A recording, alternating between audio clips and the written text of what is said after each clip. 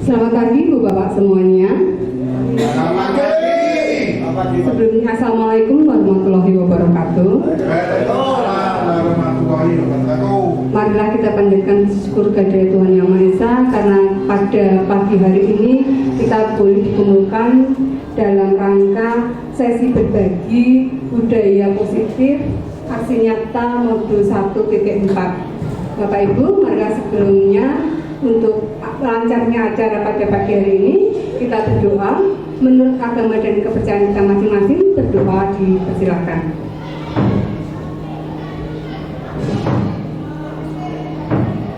Cukup. Terima kasih Ibu Bapak. Sebelumnya saya minta maaf. Di sini bukan berarti saya menggurui Bapak Ibu semuanya. Di sini kami sama-sama belajar. Kita sama-sama belajar. Saya yakin bahwa Bapak Ibu pasti seringkali melaksanakan budaya positif dan mungkin di dalam PNM Bapak Ibu juga sudah melaksanakan disiplin positif yang di mana di sana ada topik disiplin positif dan ada di antara Bapak Ibu yang pasti sudah memiliki sertifikat disiplin positif. Mari kita bersama-sama berbagi tentang budaya positif yang sudah saya lakukan selama ini. Perkenalkan, nama saya Amir Nawati, saya CGP Angkatan 11 dari SMP Negeri 9 Salatiga. Pemahaman saya terhadap konsep-konsep kunci dalam modul budaya positif yaitu yang pertama tentang teori disiplin positif, kemudian yang kedua tentang nilai-nilai kebajikan universal, dan yang ketiga motivasi perilaku manusia baik itu hukuman maupun penghargaan, dan yang keempat kebutuhan dasar, yang kelima posisi kontrol restitusi, yang keenam keyakinan sekolah atau keyakinan kelas, yang ketujuh segitiga restitusi. Itu yang dapat saya ambil dari pelajaran modul 1.4. Kemudian pengalaman dan pembelajaran yang saya dapat setelah menerapkan konsep-konsep kunci tersebut di kelas saya adalah: satu, berkaitan tentang teori disiplin positif, bahwa teori disiplin positif adalah merupakan unsur utama dalam terwujudnya budaya positif. Jadi disiplin positif merupakan unsur utama dalam terwujudnya budaya positif. Berikutnya, disiplin positif merupakan proses pembelajaran, pendekatan,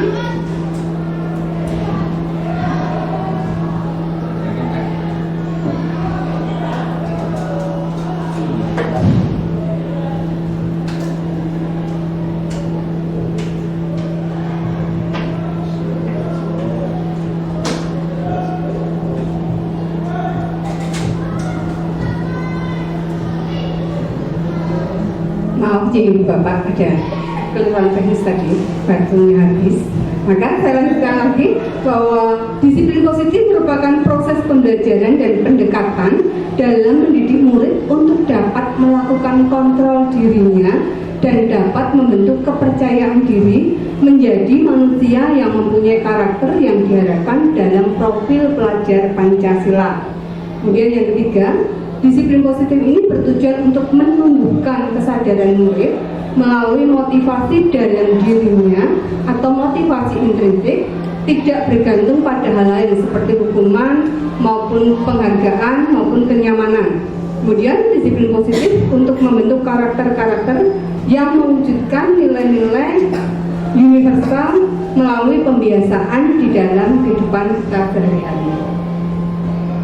Kemudian di sini kita sudah mempraktekkan dalam kehidupan di sekolah kita tentang contoh-contoh nyata yang sudah kita lakukan, di mana yang pertama adalah pembiasaan salam, senyum, dan sapa setiap pagi, di mana kita sudah dibuat regu piket setiap pagi dari mulai Senin sampai dengan Jumat.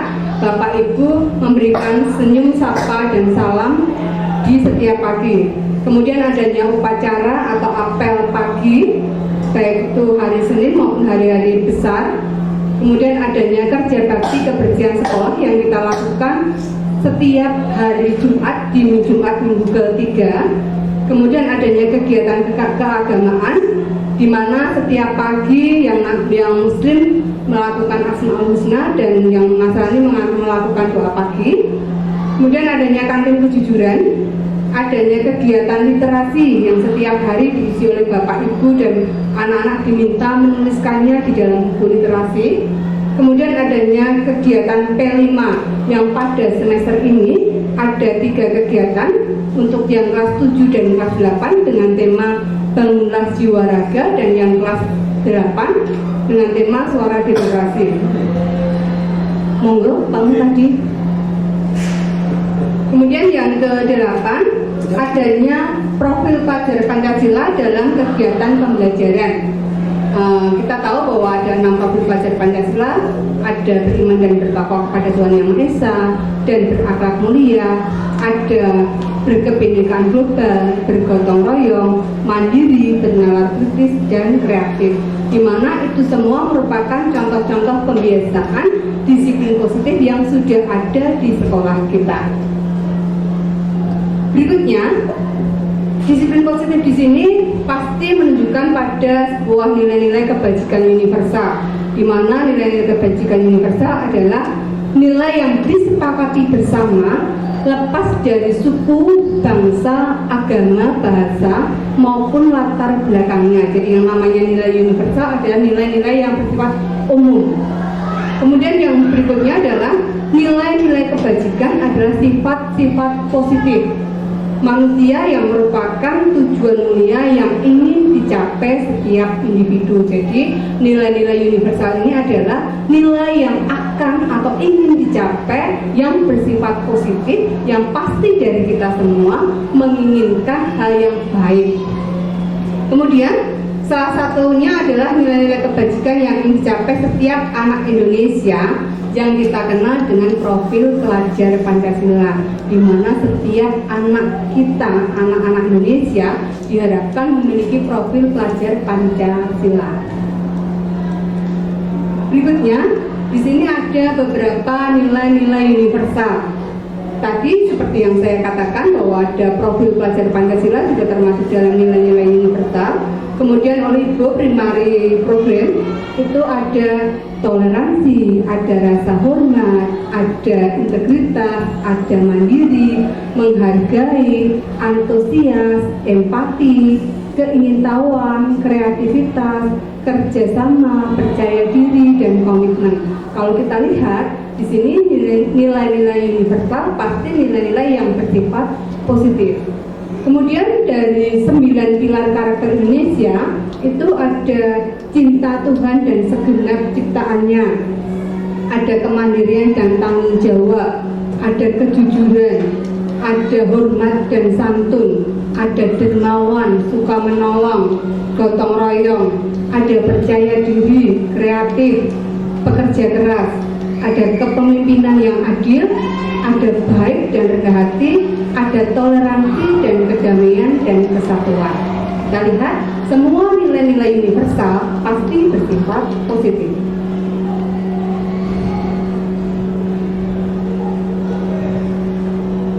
Berikutnya, contoh penerapan nilai-nilai universal di dalam profil pelajar Pancasila.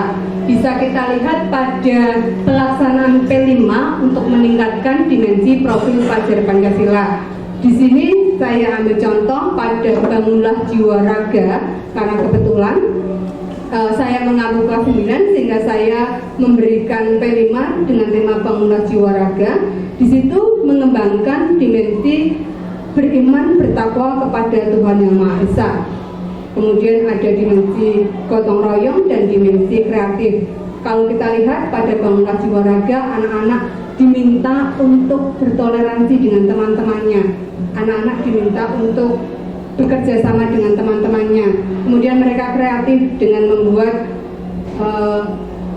karangan-karangan, cerpen, dan kemudian kelas 7 kemarin kita juga melihat anak-anak membuat batok kelapa yang dibuat menjadi perkakas untuk tempat minum mereka. Kemudian yang kedua adalah penerapan profil pelajar Pancasila dalam pembelajaran di kelas. Tentu saja Bapak Ibu, di setiap pembelajaran kita pasti menanamkan profil pelajar Pancasila. Contohnya ketika awal pembelajaran dan akhir pembelajaran, Bapak Ibu pasti menghimbau atau mengharuskan anak-anak untuk berdoa. Kemudian ketika dalam pembelajaran anak-anak dilatih untuk berdiskusi, di mana mereka bisa bergotong royong, kemudian mereka bisa berkreativitas, kemudian mereka bisa bernalar kritis, mereka diajak untuk berani tampil, berani mempresentasikan. Itu termasuk di dalam penerapan profil pelajar Pancasila dalam pembelajaran di kelas. Berikutnya, nah, ketika kita melakukan sesuatu itu pasti disiplin positif, pasti kita punya motivasi. Setiap orang melakukan sesuatu, setiap orang bisa berdisiplin positif, pasti adanya motivasi. Nah, motivasi perilaku manusia ini ada 3 macam. Yang pertama adalah untuk menghindari ketidaknyamanan atau hukuman. Jadi kita melakukan sesuatu itu untuk menghindari ketidaknyamanan atau hukuman. Misalnya anak-anak kita kalau melihat kita, Bapak Ibu guru, kemudian mereka yang tadinya bajunya dikeluarkan, kemudian mereka segera memasukkan. Mereka melakukan ini karena mereka takut hukuman. Karena mereka nanti saya ditegur, kemudian supaya saya tidak ditegur, saya akan memasukkan baju saya. Itu motivasi yang pertama. Kemudian motivasi yang kedua adalah untuk mendapatkan imbalan atau penghargaan. Mereka mau melakukan yang kita lakukan, yang kita harapkan, asal mereka punya imbalan. Misalnya dikatakan, wah cakep ya mbak. Atau mungkin ketika kita memberikan anak bisa maju, kemudian kita memberikan hadiah. Ketika kita memberikan hadiah, anak termotivasi hanya karena hadiahnya. Sementara ketika mereka tidak diberi penghargaan, mereka tidak akan melakukan lagi. Nah, ini motivasinya motivasi eksternal, motivasi dari luar. Sehingga ketika mereka tidak diberikan hadiah, saya tidak usah maju saja lah. Atau mungkin seperti tadi hukuman, daripada saya dihukum, lebih baik saya melakukan ini saja lah. Nah, yang ketiga adalah motivasi untuk menjadi orang yang mereka inginkan dan menghargai diri sendiri. Ini motivasinya motivasi internal. Jadi motivasinya motivasi internal, motivasi yang bisa muncul dari dalam dirinya sendiri. Misalnya, ketika ada anak, kemudian dia mau ada gurunya, mau tidak ada gurunya, saya tetap harus memasukkan seragam saya karena tanggung jawab saya seperti ini sebagai murid. Itu dia sudah mempunyai motivasi internal, motivasi dalam dirinya tanpa adanya penghargaan, tanpa adanya nanti saya dihukum, tapi sudah mulai ada di dalam diri mereka masing-masing.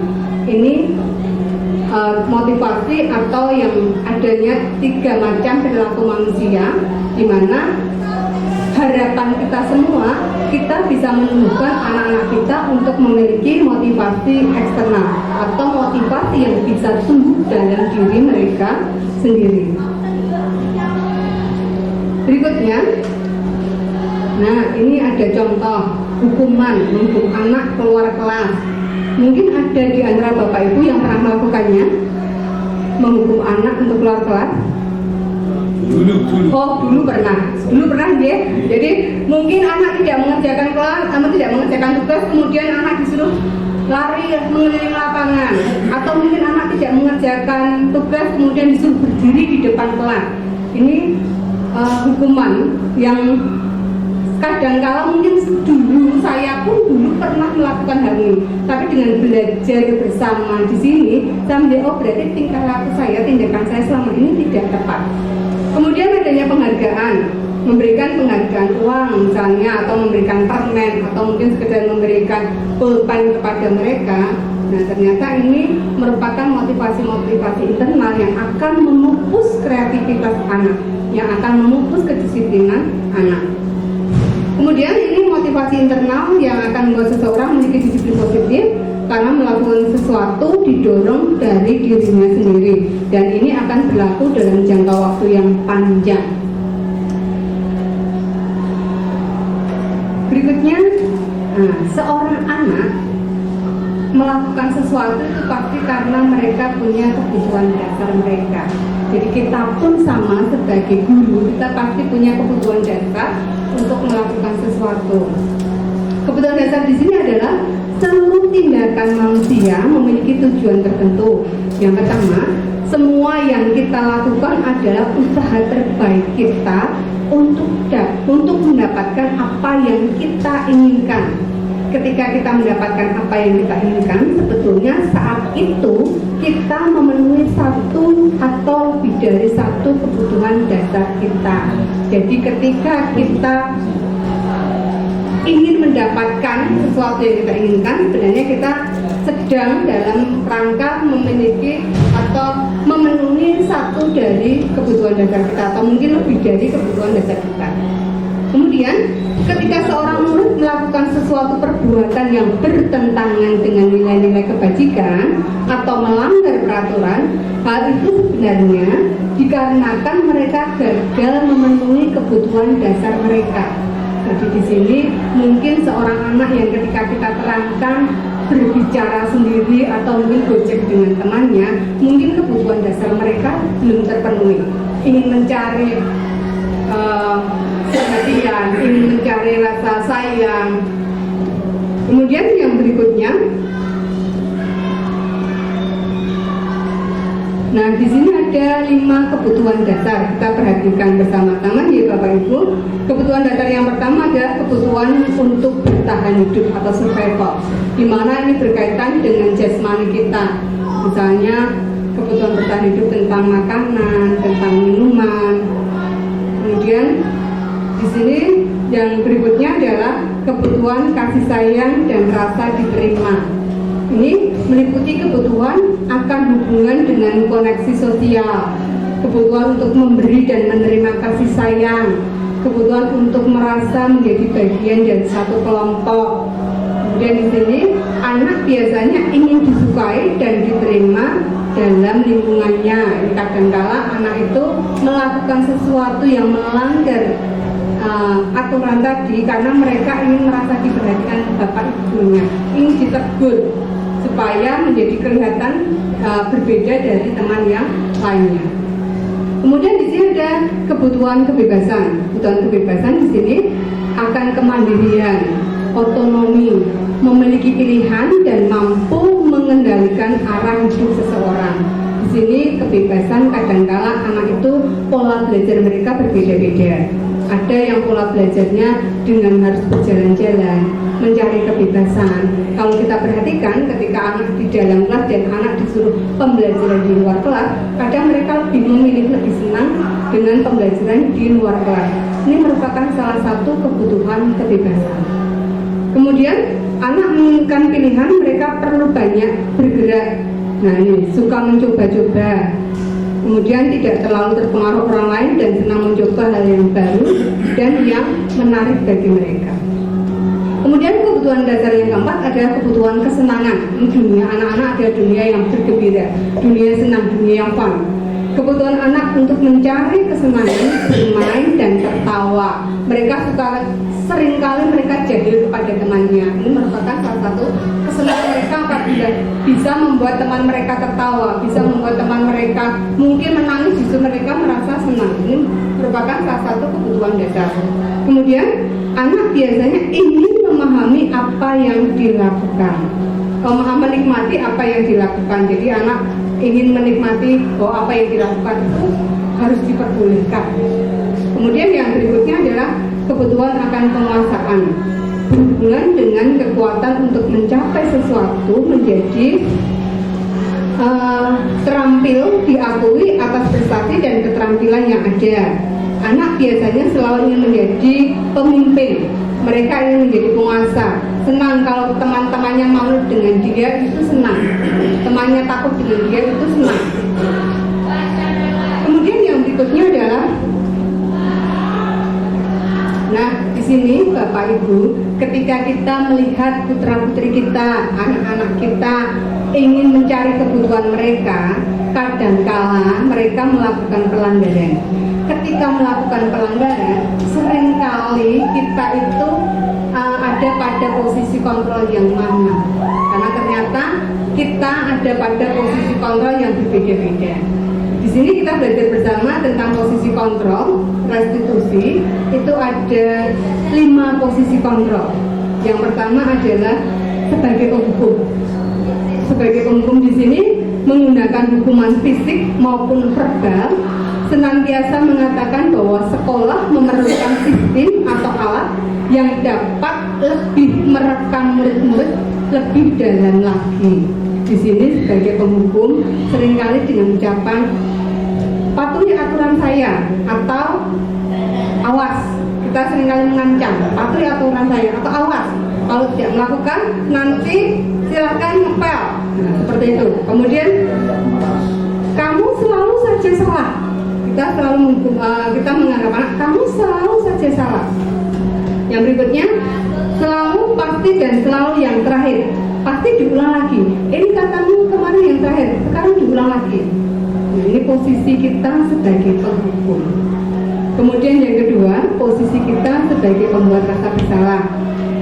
Yang pertama, biasanya guru akan bersuara lebih lembut, kemudian menggunakan keheningan yang membuat orang lain merasa tidak nyaman, bersalah atau rendah hati. Kata-kata yang sering kali diucapkan misalnya, ibu sangat kecewa sekali dengan kamu. Jadi halus tetapi menusuk murid. Kemudian berapa kali ibu harus memberitahu kamu ya? Kemudian yang berikutnya, gimana coba kalau orang tua kamu tahu kamu berbuat seperti ini? Nah, saya sendiri dulu seringkali berbuat seperti ini. Setelah saya belajar, oh berarti seperti ini sebenarnya merugikan murid. Kemudian yang berikutnya adalah posisi guru sebagai teman.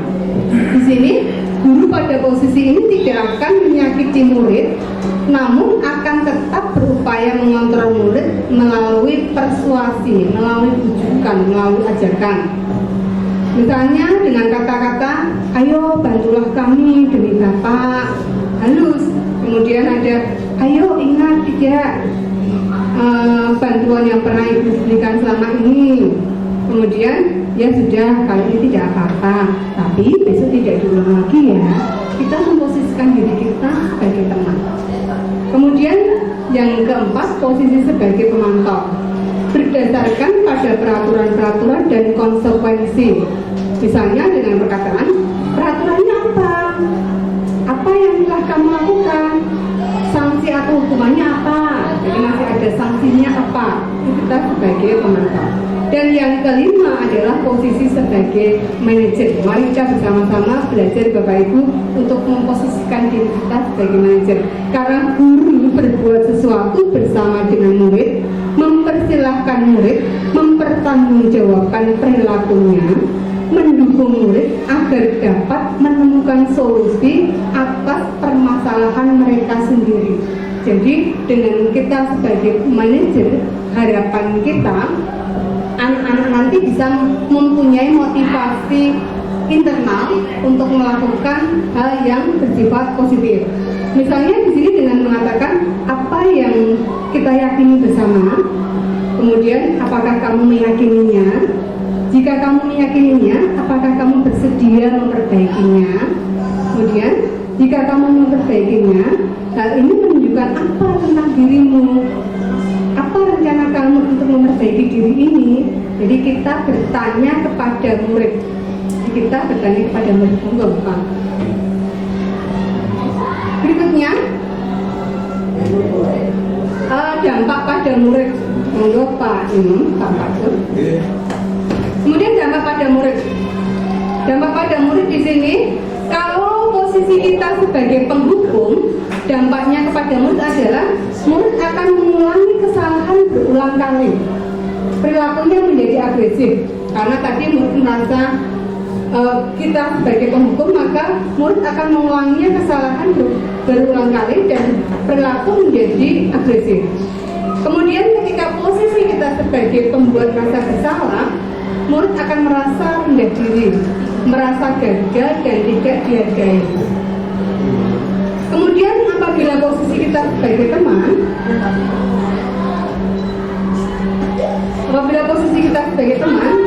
tergantung pada kemandirian. Murid menjadi tidak mandiri apabila saya posisinya sebagai teman kepada murid saya, mereka manut dengan saya. Tapi ketika nanti ada bapak ibu guru yang menegur berbeda, bukan lagi sebagai teman, dia tidak akan manut dengan kita. Maka di sini tergantung dan tidak mandiri. Kemudian murid juga tidak bisa memutuskan karena murid masih bergantung kepada gurunya. Kan ada teman saya. Kemudian ketika posisi kita sebagai pemantau, dampaknya adalah menitik beratkan pada dampak diri sendiri, mendapatkan hadiah atau hukuman. Jadi di sini anak-anak kalau ada hadiahnya ya mau melakukan, kemudian dia mau melakukan karena saya takut dihukum, bukan timbul dari diri mereka sendiri. Kemudian di sini dampak pada murid kalau kita menjadi posisi kita sebagai manajer adalah murid bisa mengevaluasi, bisa menjadi tahu bagaimana yang lebih baik bagi saya. Murid bisa tahu saya itu baiknya harus bagaimana. Jadi motivasinya sudah motivasi internal, bukan lagi motivasi eksternal. Yang berikutnya, nah kalau tadi kita sebagai posisi manajer, maka kita harus punya keyakinan kelas. Anak-anak punya keyakinan kelas, sehingga ada kesepakatan antara kita dengan anak-anak kita. Di sini keyakinan kelas merupakan nilai-nilai kebajikan universal yang disepakati secara tersirat dan tersurat, lepas dari latar belakang suku, negara, bahasa maupun agama di dalam kelas. Kemudian nilai-nilai kebajikan yang dapat menjadi landasan kita dalam membuat suatu keyakinan sekolah atau kelas, menentukan visi dan misi atau tujuan dari sebuah institusi sekolah. Jadi kita bisa melakukan disiplin positif ini dengan menyesuaikan dengan visi dan misi yang ada. Berikutnya, setiap dari kita, Bapak Ibu Guru nanti diharapkan, dan saya yakin Bapak Ibu Guru sudah melakukannya, ya, membuat keyakinan sudah atau belum Bapak Ibu? Sudah, ya, sudah membuat keyakinan kelas. Karena di sini keyakinan kelas bersifat lebih abstrak daripada peraturan dan yang lebih rinci dan konkret. Artinya keyakinan, kalau peraturan ini hanya sepihak, kalau keyakinan kelas ini melibatkan dua pihak. Kemudian yang kedua, keyakinan kelas berupa pernyataan yang universal. Artinya misalnya anak-anak tidak boleh berbicara ketika jam pembelajaran. Kita bisa meringkas menjadi satu kata yang universal. Misalnya harus saling menghargai. Kemudian di sini pernyataan keyakinan kelas senantiasa dibuat dalam bentuk positif. Jadi Bapak Ibu diharapkan dalam keyakinan kelas tidak muncul kata dilarang berbicara, dilarang makan dan minum. Ini bermuatan negatif. Lalu bagaimana kita menjadikan kalimat ini menjadi kata yang positif? Mungkin bisa diganti dengan boleh makan dan minum ketika jam istirahat, atau kita harus saling menghargai. Artinya ketika Bapak Ibu Guru sedang menerangkan di dalam kelas, anak-anak harus memperhatikan. Tidak boleh saling menghargai itu bukan hanya kepada guru dengan siswa, tetapi dengan temannya. Artinya tidak ada pembulian di dalam kelas tersebut. Itu juga merupakan salah satu saling menghargai. Kemudian keyakinan kelas hendaknya tidak terlalu banyak sehingga mudah diingat dan dipahami oleh semua warga kelas. Jadi Bapak Ibu kalau membuat keyakinan kelas tidak usah harus 10 poin atau mungkin beberapa poin, tapi sedikit tapi anak mudah ingat dan dia mau melakukannya. Kemudian keyakinan kelas sebaiknya sesuatu yang dapat diterapkan di lingkungan kelas tersebut. Jadi karena adanya kesepakatan maka bisa diterapkan pada lingkungan kelas tersebut. Kemudian yang keenam, semua warga kelas hendaknya memberikan solusi dan membuat keyakinan kelas lewat curahan pendapat. Jadi keyakinan kelas bukan dibuat oleh satu pihak, tetapi berdasarkan dari kesepakatan bersama. Kemudian bersedia meninjau kembali keyakinan kelas dari waktu ke waktu. Apabila dirasa keyakinan kelas itu di tengah jalan mungkin tidak sesuai, maka keyakinan kelas ini bisa kembali ditinjau secara bersama-sama. Jadi tidak bersifat statis harus itu, tapi kita harus bisa meninjau keyakinan kelas itu berdasarkan dari keadaan. Yang berikutnya, nah, dengan adanya keyakinan kelas di sini, kemudian kita apabila kita menemukan anak yang bermasalah atau melakukan pelanggaran, diharapkan kita bisa menyelesaikannya melalui segitiga restitusi. Apa itu segitiga restitusi? Segitiga restitusi merupakan tahapan memudahkan para guru dalam melakukan proses untuk menyiapkan muridnya untuk melakukan restitusi. Nah, segitiga restitusi di sini diharapkan ketika kita menghadapi anak-anak kita yang bermasalah, kita tidak lagi menjadi penghukum, tidak lagi menjadi pembuat rasa bersalah, tidak lagi harus menjadi teman saya, tetapi kita bisa menjadi manajer. Di mana manajer ini kita bisa menerapkan segitiga restitusi. Yang pertama adalah menstabilkan identitas. Ketika ada anak yang bersalah, kita akan bertanya, menstabilkan anak dulu, bukan menghakimi anak dulu. Misalnya ada anak yang terlambat, kemudian kita tanya, Mbak, kenapa hari ini kamu terlambat? Kita tanya dulu, jangan langsung terlambat lagi, kemarin sudah terlambat. Saya seringkali dulu seperti itu, tapi ternyata kita melakukan pendekatan, kenapa tidak terlambat? Kenapa hari ini tadi tidak terlambat? Dan mereka mengungkapkan masalahnya, kita akan bertanya, saya juga pernah tidak terlambat, saya juga pernah terlambat ke sekolah, tetapi apabila dilakukan setiap hari, kira-kira bagaimana? Jadi kita harus bertanya kepada mereka, kita tahu alasan mereka. Kemudian memfasilitasi tindakan yang salah. Misalnya mereka akan mengatakan, saya bangunnya kesiangan Bu, karena tadi malam saya main game misalnya. Kemudian kita akan bertanya, jangan kita mengatakan main game terus, main game lagi. Kita akan bertanya, kalau seperti itu kira-kira merugikan atau tidak? Mereka pasti akan mengatakan merugikan. Nah, kemudian kita akan bertanya, kalau seperti itu keyakinan kelas kita bagaimana? Kita harus bagaimana? Jadi anak kita tanya supaya mereka mau mengungkapkan pendapat dan mereka sadar akan kesalahannya dan tidak mengulanginya lagi. Itu dengan menggunakan pendekatan restitusi. Berikutnya, nah, pengalaman dan pembelajaran setelah menerapkan konsep-konsep kunci di sini, yang tadinya awalnya saya masih sering menjadi penghukum, sering menjadi pembuat rasa bersalah pada anak-anak didik saya, kemudian saya mencoba belajar pengamalan dan penerapan konsep-konsep kunci dalam modul budaya positif. Nah, saya mempelajari modul ini, saya menjadi tahu, oh saya itu lebih baik atau sebaiknya menjadi seorang manajer bagi anak-anak saya. Supaya apa? Supaya keberpihakan kita kepada siswa itu tahu, tampak. Kemudian adanya respon murid setelah saya melakukan budaya positif, kemudian adanya refleksi diri dalam diri saya sendiri, dan rencana perbaikan untuk implementasi ke depannya.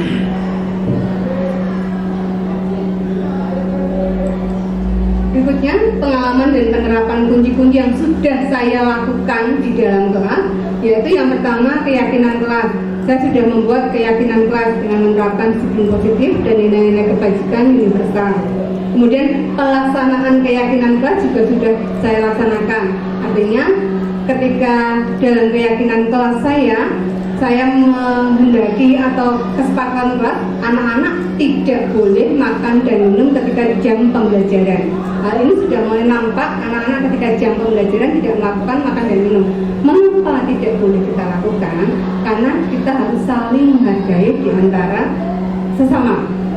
Kemudian yang berikutnya adalah motivasi perilaku.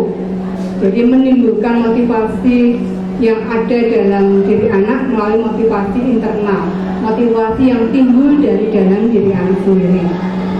Kemudian penanganan jika ada murid yang melakukan penyimpangan dengan keyakinan segitiga restitusi. Dan kebutuhan dasar manusia, kita memahami kebutuhan dasar anak, kemudian kita melakukan posisi kontrol kita sebagai manajer. Yang berikutnya, ini keyakinan kelas saya. Waktu itu saya membuat proses keyakinan kelas. Yang pertama, anak-anak di sini saya minta untuk menuliskan keyakinan kelas mereka, apa yang mereka inginkan di dalam pembelajaran bahasa Indonesia. Kemudian mereka menuliskan, mereka berdiskusi dalam kelompok. Kemudian mereka akan menempelkan hasil-hasilnya di sini. Mereka akan menempelkan apa yang menjadi kesepakatan atau keyakinan kelas mereka. Kemudian saya mengadakan diskusi bersama mereka, kira-kira yang ini bagaimana. kemudian apakah disetujui atau tidak, pendapat kalian bagaimana, sehingga ada kesepakatan. Dan di sini setelah itu semua saya menyimpulkan menjadi kata-kata atau kalimat yang positif dan kata-kata yang bersifat universal seperti yang saya contohkan tadi. Tidak boleh saling membuli antar teman. Nah, kemudian ketika ada guru berbicara harus mendengarkan. Di sini saya rangkum menjadi satu. Berarti kita harus bisa saling menghargai baik kepada guru maupun kepada teman. Kemudian dilarang gojek. Nah, itu juga merupakan salah satu hal kedisiplinan mereka. Bagaimana mereka bisa tanggung jawab terhadap diri mereka sendiri. Kemudian yang berikutnya, ini pelaksanaannya kedisiplinan kelas, keyakinan kelas, adanya kedisiplinan. Mereka setiap kali saya masuk di jam pertama dilakukan hormat kepada bendera, kemudian menyanyikan lagu nasional. Kemudian di akhir pembelajaran menyanyikan lagu daerah supaya anak-anak juga punya jiwa nasionalis yang baik. Kemudian di sini adanya saling menghargai di dalam kelompok. Anak-anak saling menghargai pendapat teman-temannya, tidak mendominasi ataupun justru malah tidak berperan dalam kelompok. Kemudian di situ juga adanya menjaga kebersihan kelas.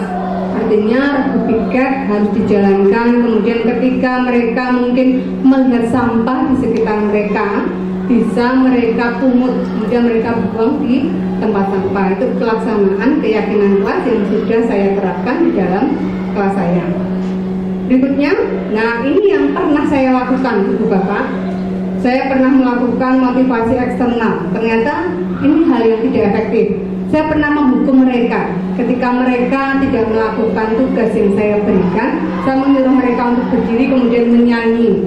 Ternyata ini merupakan motivasi eksternal, sehingga mereka bukan dari kesadaran mereka sendiri, tetapi mereka melakukan karena mereka takut dihukum, karena mereka merasa ketika ditegur tidak nyaman. Kemudian saya juga pernah memberikan penghargaan kepada murid saya ketika mereka berhasil menjawab pertanyaan, kemudian mereka berani tampil, saya memberikan hadiah, entah itu sekedar pulpen atau apa yang kita butuh. Tapi harapan saya supaya anak-anak termotivasi, supaya mereka temannya mau. Tapi ternyata hal ini justru memutus kreativitas. Yang tidak mendapatkan hadiah akan merasa rendah hati. Wah, saya tidak dapat. Kemudian yang mendapatkan hadiah juga akan merasa, wah, besok kalau tidak ada hadiahnya saya tidak akan mau lagi lah maju. Jadi motivasi mereka sudah pada motivasi penghargaan, dan ternyata hal ini tidak benar. Berikutnya, ini motivasi perilaku internal yang paling efektif ketika kita memberikan kebebasan yang terarah kepada peserta didik kita. Ketika kita melakukannya, misalnya saya membuat poster, kemudian saya memberi kebebasan kepada mereka dengan berdiferensiasi. Yang suka menggambar boleh menggambar di atas kertas gambar, tapi yang tidak suka menggambar boleh membuatnya di dalam kanvas. Di sini adanya keinginan dalam diri mereka sendiri sesuai dengan bakat dan minat mereka, sehingga timbul motivasi internal. Oh, saya mau melakukan ini karena saya suka dengan ini, bukan karena saya mau mendapat penghargaan atau dapat hukuman dari suami, tapi karena mereka punya motivasi dalam diri mereka sendiri. Ketika mungkin mereka disuruh berkreativitas tanpa kita, ini loh cara membuat, karena pada teks prosedur cara membuatnya harus seperti ini, menghiasnya harus seperti ini. Anak merasa tidak bebas, anak merasa terkekang. Tapi ketika kita beri waktu, kita beri ruang untuk berekspresi, muncul dalam motivasi mereka secara internal. Anak merasa bersemangat lagi. Yang berikutnya adalah, nah ini saya mempraktekkan segitiga restitusi. Kebetulan kemarin itu saya mendapatkan 2 peserta didik saya. Yang pertama di sini Christian di sini. Seringkali Christian ini saya sudah 2 kali memberikan tugas, tapi sama sekali 2 tugas itu belum dikerjakan sama Christian. Kalau saya mengatakan Christian sudah 2 kali kamu tidak mengerjakan tugas, itu itu pasti kerjaan iya Bu, hanya iya saja, tidak dilakukan. Tetapi kemudian saya mencoba praktek segitiga restitusi yang saya dapatkan. Saya bertanya sama stabilkan Christian, kenapa kamu tidak mengerjakan tugas? Ternyata dia lebih suka kebebasan. Karena saya bermain-main dengan teman saya Bu. Dan saya tanya, saya juga pernah bermain. Setiap orang pasti pernah melakukan kesalahan. Tapi kira-kira kalau tidak mengerjakan tugas itu bagaimana Christian? Christian sadar, ya Bu, saya mengaku salah karena saya tidak mengerjakan tugas. Keyakinan kelas kita bagaimana Christian? Harus mengerjakan tugas dengan tanggung jawab Bu. Lalu bagaimana? Apa yang kamu lakukan? Dia mengatakan, ya Bu, saya minta maaf. Dia sadar. Kemudian esok harinya setelah saya panggil, ternyata dia mengumpulkan 2 tugas yang saya berikan. Jadi segitiga restitusi sudah saya terapkan di dalam kelas. Kemudian yang satu lagi Kevin. Kevin di sini Bapak Ibu, budaya yang sering kita lihat dan keliru sebenarnya.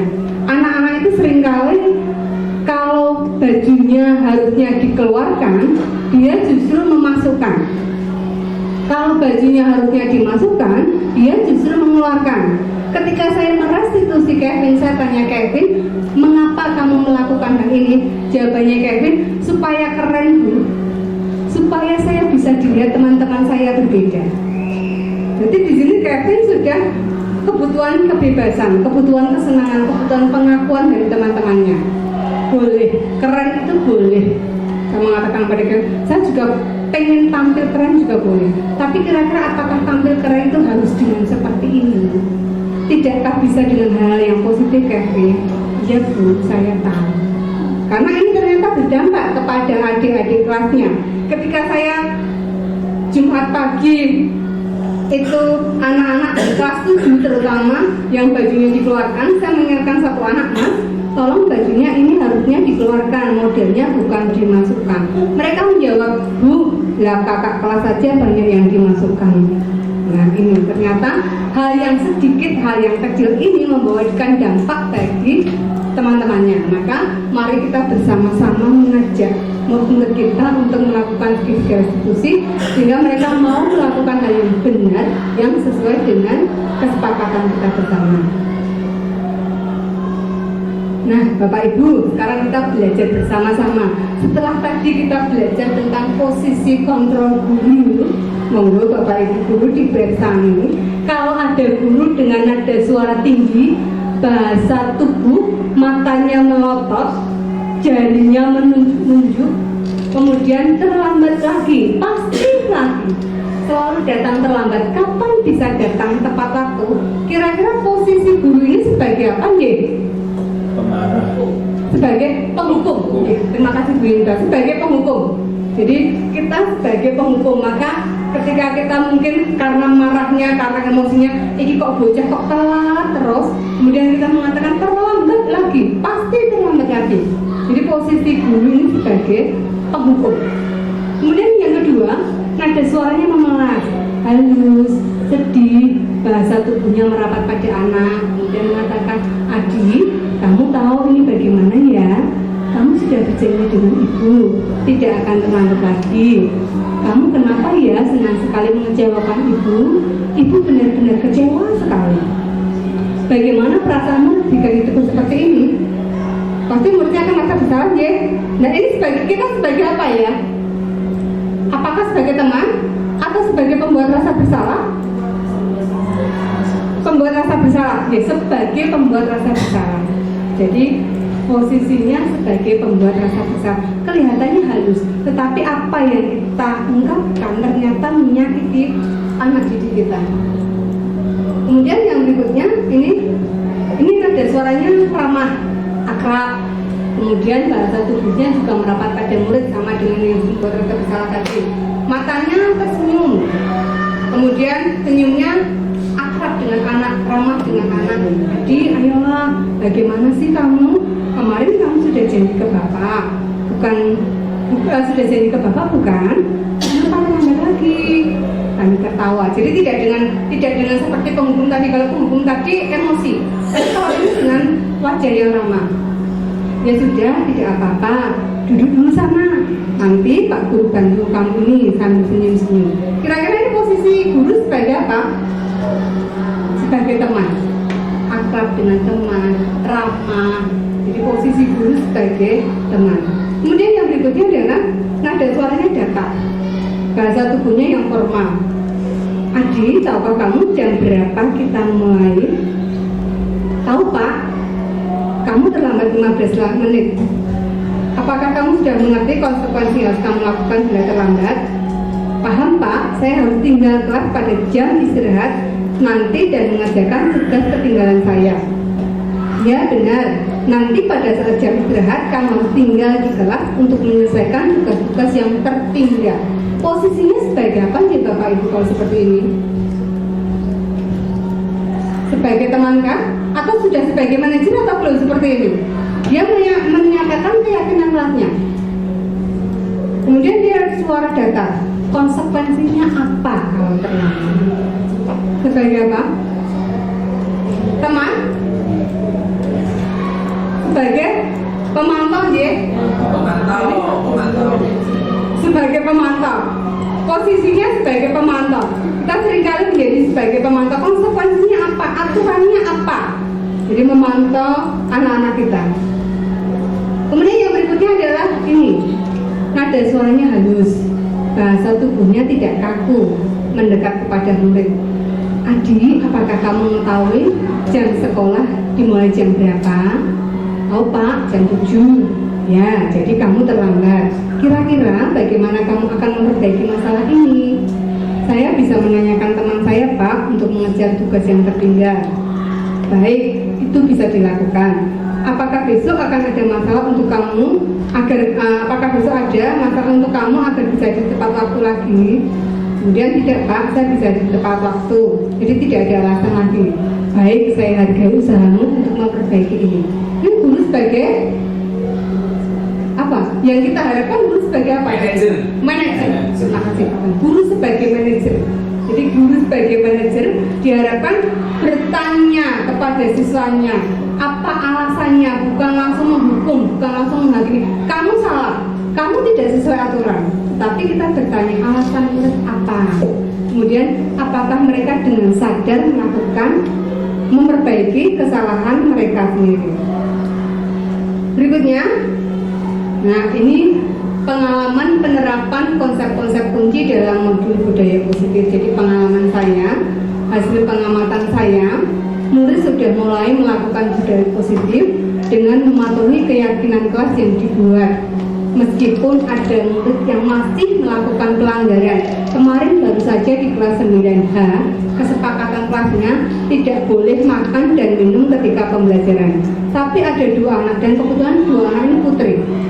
Dia ketika jam pembelajaran saya, dia beli pop es, kemudian dia minum. Nah, pada kesepakatan kelas kemarin, apabila ada anak yang minum, maka dia harus memberikan minuman kepada satu kelas. Itu bukan hukuman, tetapi karena kesepakatan mereka. Nah, kemudian akhirnya anak yang minum ini memberikan minuman teman-temannya, memberikan aqua satu kelas, kemudian diminum saat jam selesai internet. Demikian juga ada yang ketika pembelajaran makan permen karet Bapak Ibu.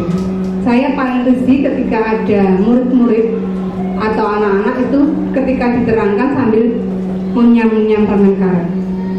Kira-kira ini bukti menghargai atau tidak nih?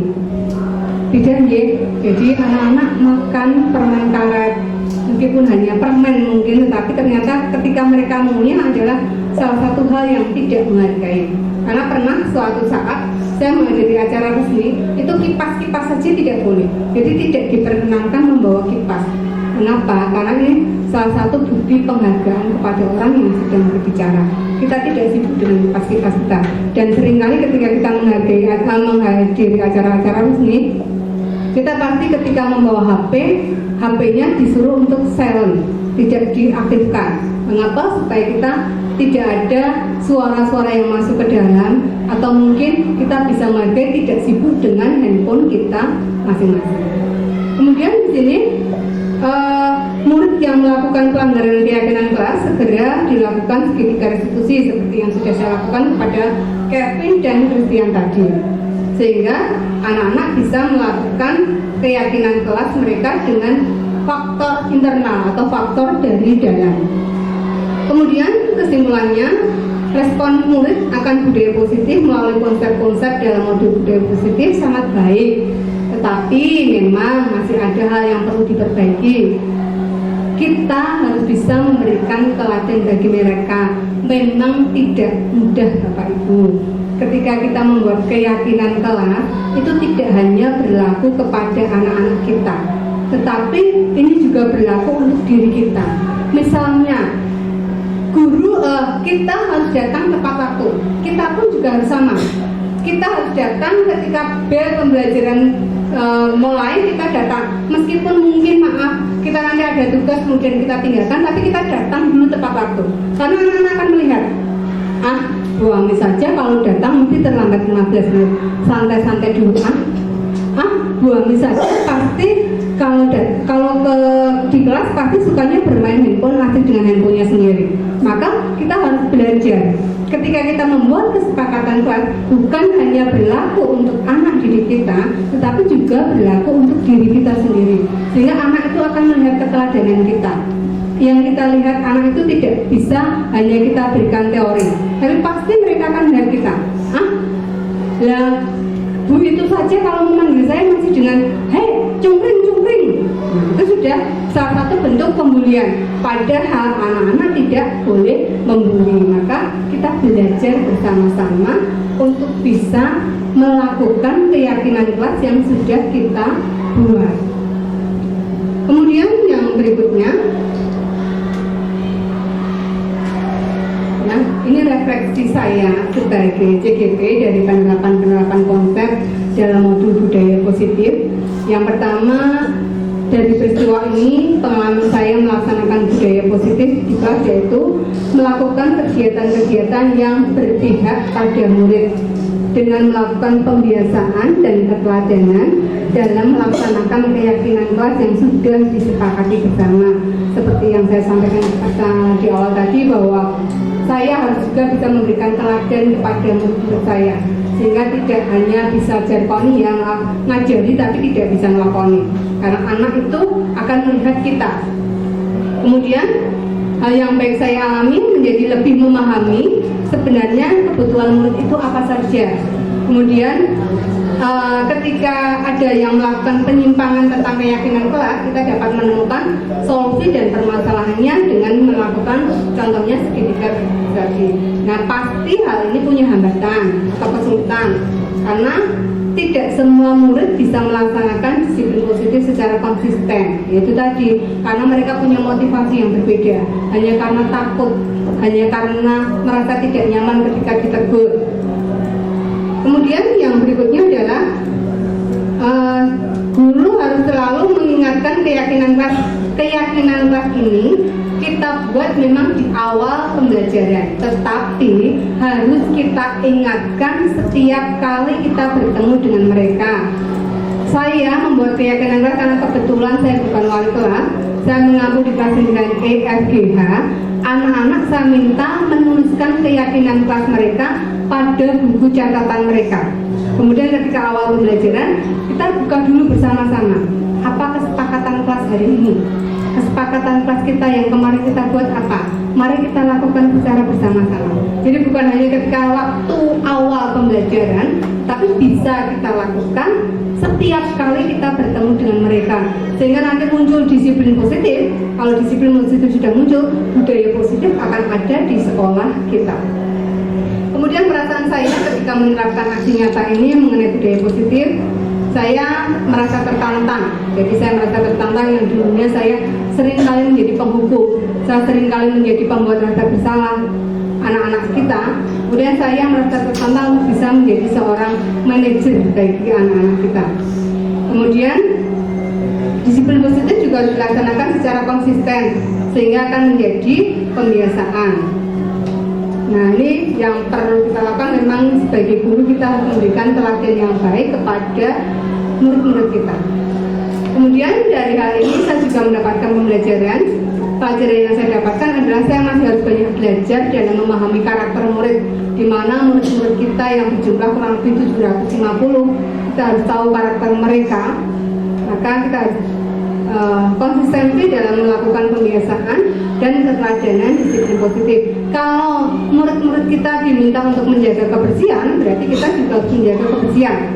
Ketika membuang sampah, anak itu kadang tahu membuang sampah itu harus di tempat sampah, mereka tahu teorinya, tapi kadang ketika mempraktekannya mereka tidak bisa. Ya dibuang, mumpung ada pot yang masih kosong, tidak ketahuan siapa-siapa, saya membuang sampah di situ. Maka kita harus bisa memberikan keteladanan kepada mereka. Jangan sampai anak-anak melihat kita suatu saat karena ranggo kantong, kemudian kita buang pada tempat yang tidak di tempat sampah. Anak-anak akan dulu juga pernah melakukan hal itu. Nah, anak akan meniru keteladanan kita. Kemudian penerapannya, hal yang bisa saya lakukan dengan baik di masa mendatang adalah saya akan lebih konsisten dalam melaksanakan budaya positif dan berupaya lebih mengenal karakter murid saya, sehingga akan lebih mengetahui kebutuhan dasar dari murid saya. Hal ini akan mempermudah saya ketika ada penyimpangan dari keyakinan kelas yang sudah dibuat. Kemudian nanti tindakan yang saya lakukan setelah melaksanakan budaya positif di kelas saya berupaya untuk berbagi praktik baik yang sudah saya lakukan kepada rekan guru, dan harapannya rekan guru juga melakukan hal yang sama, sehingga akan terbentuk budaya positif di tingkat sekolah. Jadi harapan saya dengan adanya kita bersama-sama belajar di sini akan berdampak bagi kita yang akan menjadikan budaya-budaya positif terjadi di sekolah kita. Kemudian ini rencana perbaikan dan implementasi saya ke depan. Yang pertama, konsistensi atau selalu ingat dalam melaksanakan disiplin positif, memahami karakter murid sehingga akan lebih mengetahui kebutuhan dasar mereka, memantau pelaksanaan keyakinan kelas dengan membuat jurnal pelaksanaan keyakinan kelas. Jadi keyakinan kelas ini tidak hanya berlaku pada satu kelas. Mungkin Bapak Ibu yang wali kelas bukan hanya berlaku pada kelas Bapak Ibu sendiri, tapi berlaku untuk semua kelas. Kemudian mengajak rekan guru atau warga sekolah untuk bersama-sama melaksanakan disiplin positif sehingga menjadi budaya positif di sekolah. Kemudian melibatkan orang tua dalam menyusun keyakinan kelas atau sekolah. Jadi berusaha untuk orang tua juga tahu bahwa anak di sekolah itu harus seperti apa, sehingga ketika mereka suatu saat tidak sesuai dengan keyakinan kelas mereka, mungkin kemudian kita panggil menggunakan segitiga restitusi dan harus pulang sekolah terlambat, maka orang tua, ketika orang tua tahu tentang keyakinan kelas, mereka pasti akan berpartisipasi dalam mendidik putra-putri mereka. Kemudian di sini membentuk agen perubahan di kelas. Jadi teman-temannya itu yang sudah baik dijadikan agen perubahan, sehingga nanti agen perubahan ini akan menularkan hal yang baik kepada rekan-rekan mereka yang lainnya di dalam satu kelas, sehingga terdapat perubahan positif yang baik. Nah, Bapak Ibu, demikian paparan saya terkait dengan budaya positif yang ada. Mungkin ada Bapak Ibu guru yang mau bertanya, saya berikan kesempatan, monggo. Apa yang saya sampaikan mungkin ada yang mau ditanyakan, monggo. Silakan Pak Bala, monggo. Monggo Pak. Terima kasih atas waktunya Bu Ami. Izin bertanya, bagaimana cara memulai membangun suatu budaya positif di sekolah? Jadi apa yang harus kita lakukan, tahapan-tahapannya Bu dalam membangun budaya positif ini? Terima kasih Pak Bala. Terus Pak Bala, bagaimana cara membangun budaya positif di sekolah ya? Yang jelas seperti tadi saya sampaikan bahwa kita memerlukan berbagai strategi Bapak Ibu. Jadi ketika budaya positif itu ada, kita memerlukan berbagai strategi. Yang pertama ada satu hal yang paling penting adalah adanya komunikasi yang efektif dalam sekolah. Kita saling berkomunikasi antar warga sekolah, semua warga sekolah, baik itu bapak ibu guru, kemudian karyawan, kemudian siswa, dan melibatkan orang tua, sehingga ada komunikasi supaya budaya positif ini bisa ada di dalam sekolah kita.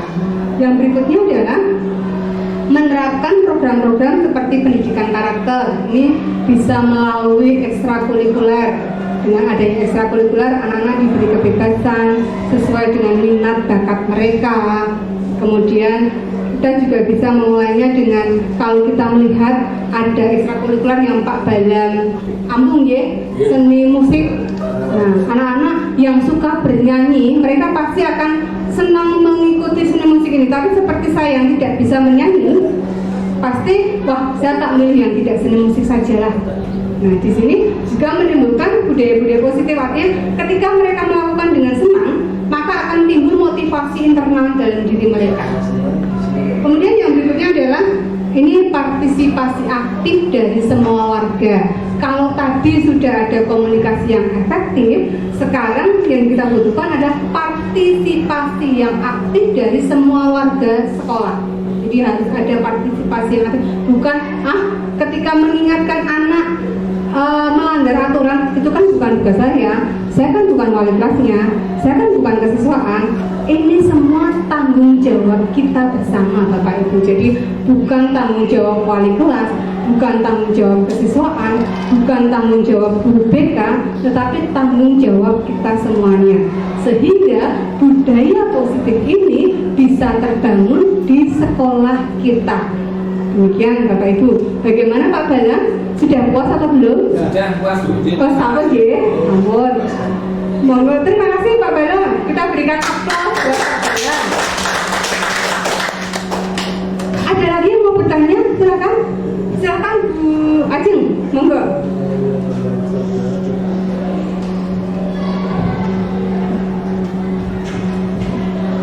Sebelumnya izin bertanya Bu Ani, apa peran guru dalam mendukung budaya positif di sekolah?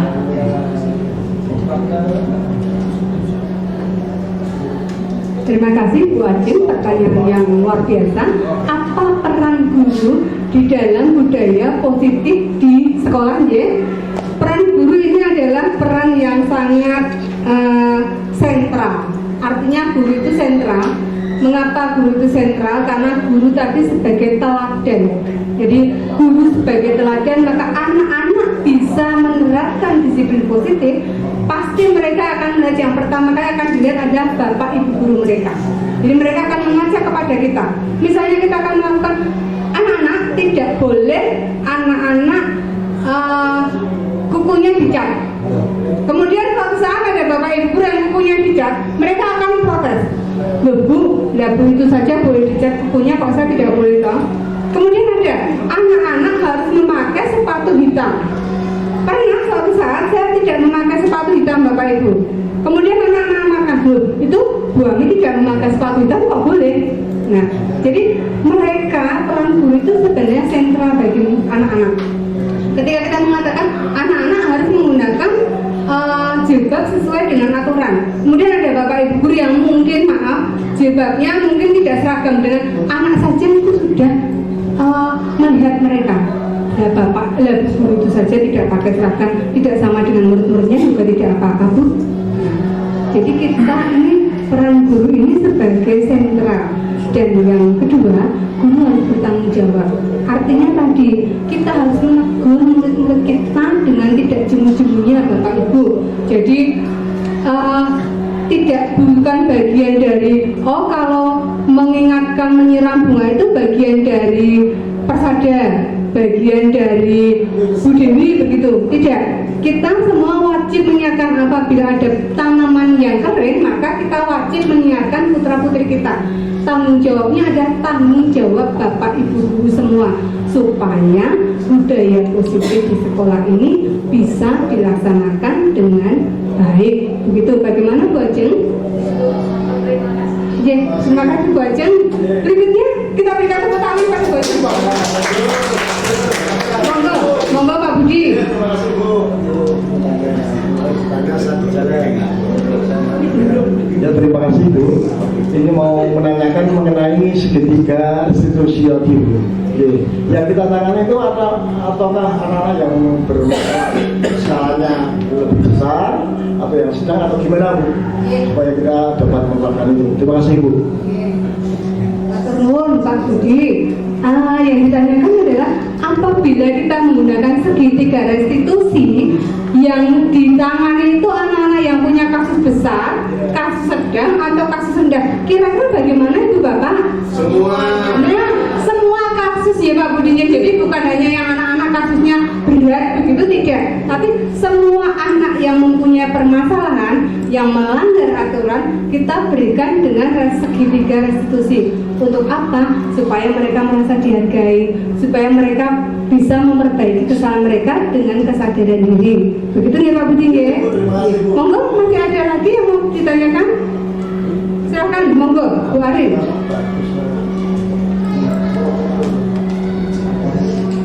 Terima kasih untuk waktunya.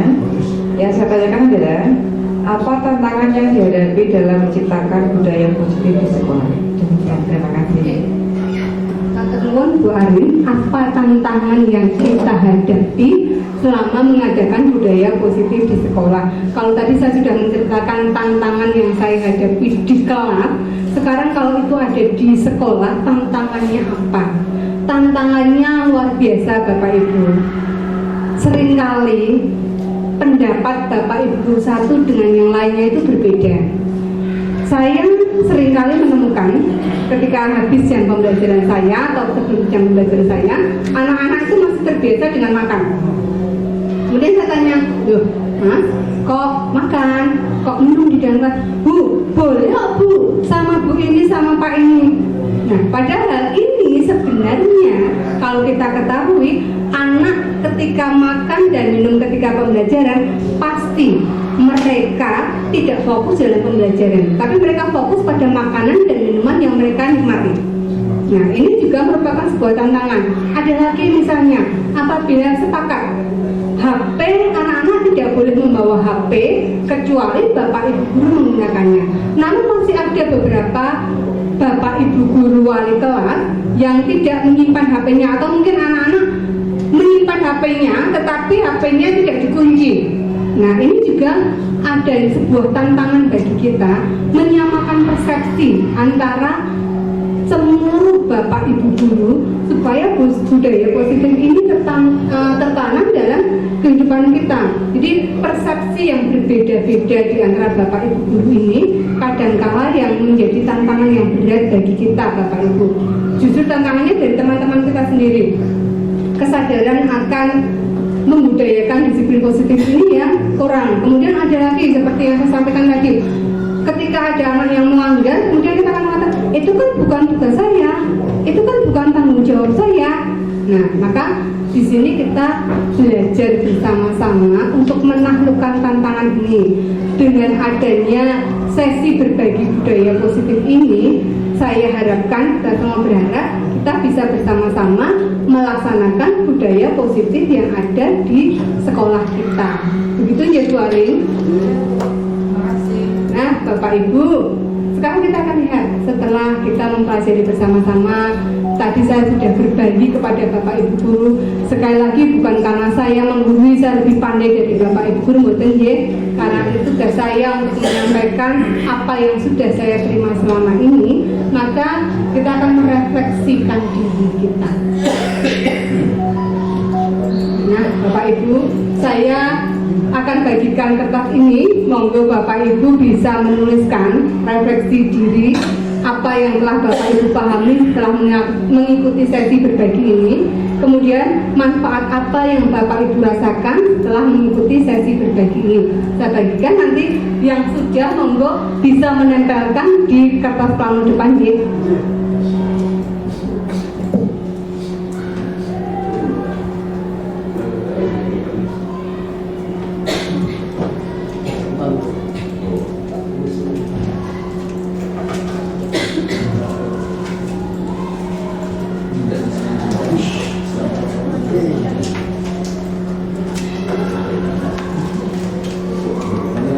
Masih ada yang kurang?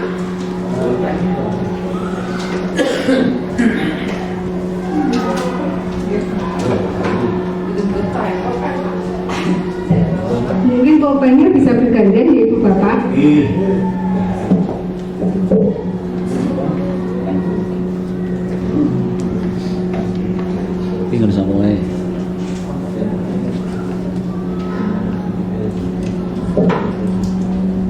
Itu pertanyaannya, ada 2 pertanyaan. Apa yang telah Bapak Ibu pahami setelah mengikuti sesi berbagi ini? Kemudian, manfaat apa yang Bapak Ibu rasakan setelah mengikuti sesi berbagi ini? Monggo.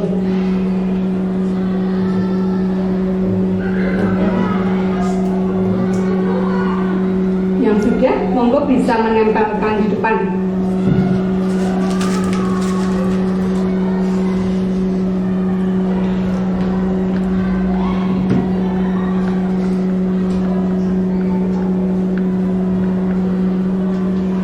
Karena berganti banyak, jadi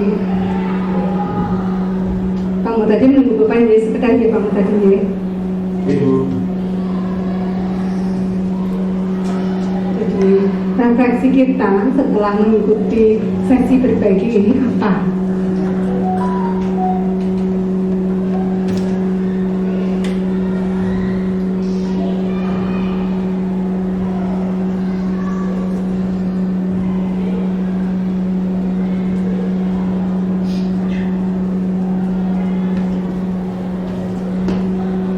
Monggo yang sudah bisa digambarkan, Bu.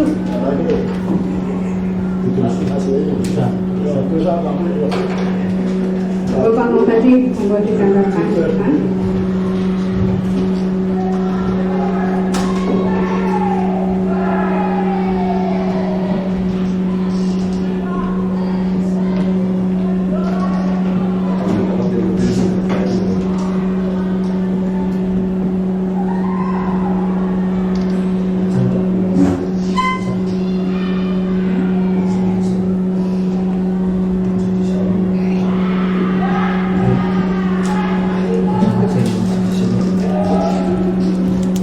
Satu masih tiga Bu.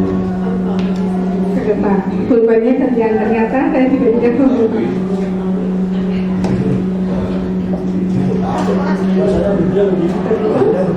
Bisa di tambah tapi kan dipakai pakai ini sudah, buka. Karena terbalik di pameran.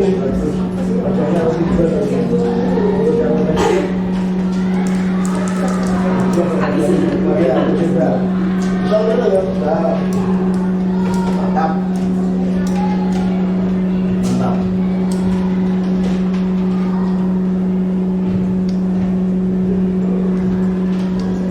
Wes, wes, wes.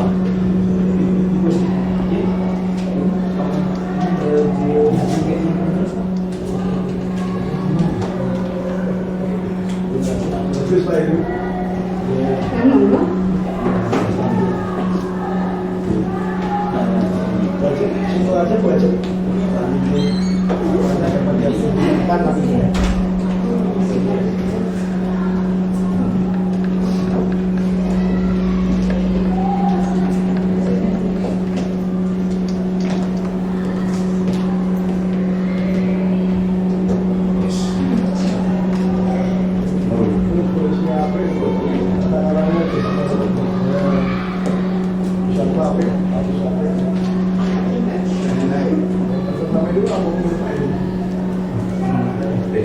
Bisa belajar itu Mas.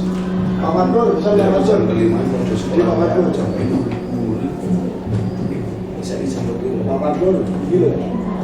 Sudah, sampun. Sampun, iya. Jadi kalau di sekolah sampai bangsa Terima kasih Pak Heru sudah membantu saya.